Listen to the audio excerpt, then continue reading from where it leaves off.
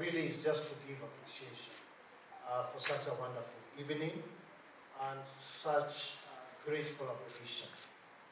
Let me add some colleagues who have been here just part of the protocol, the immediate former UNICEF representative, Dr. Joanne Maji, and the previous representative, Julian, who really marshaled the vision of this program. Let's give them an applause.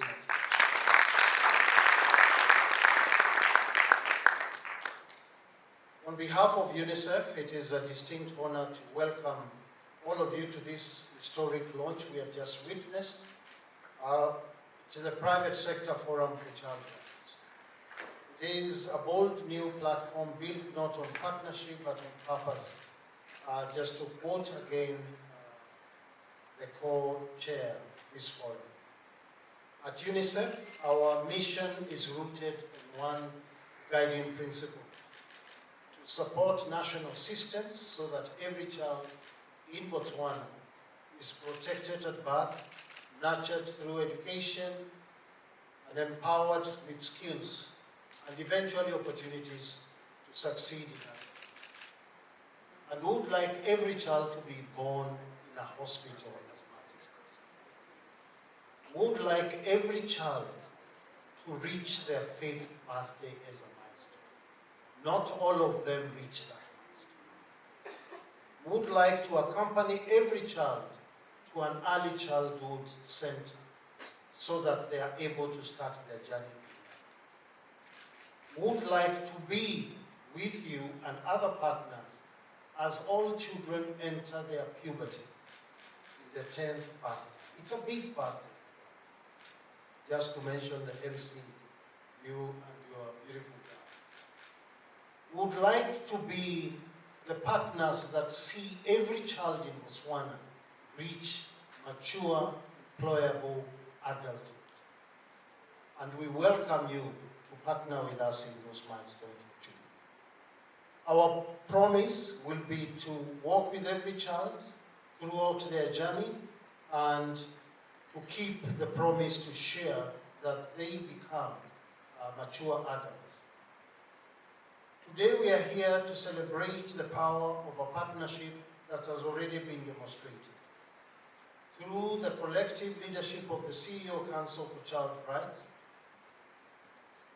over 13 million pula, close to $1 million, have been mobilized to support child and youth-focused programs in 2025. We hope, in collaboration with government, to be able to double that figure in years to come. I think that's the point that somebody previously requested for. This investment will directly support programs in nutrition, early childhood development, adolescent health, school retention, protection from the most vulnerable. But more than that, it reflects a shared belief. The future of this country is inseparable from the future of its children. Your Honor, Vice President, thank you again for gracing this occasion. We thank you deeply for gracing this moment with your presence and your vision.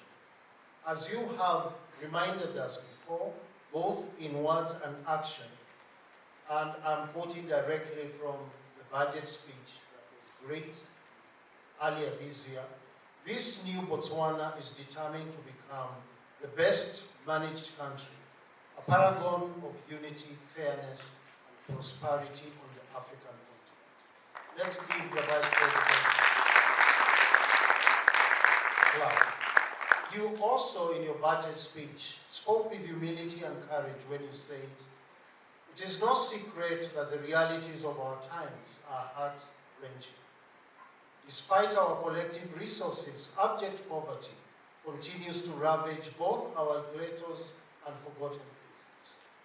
We are almost like the nation," and this is the part that really touched me, because I've listened to many budget speeches, but no finance minister has ever quoted Charles Dickens. And you aptly quoted Charles Dickens and said, "We had everything before us, and we had nothing before us." my memories of a literature teacher sometimes comes up. So thank you very much for reminding me of that classroom.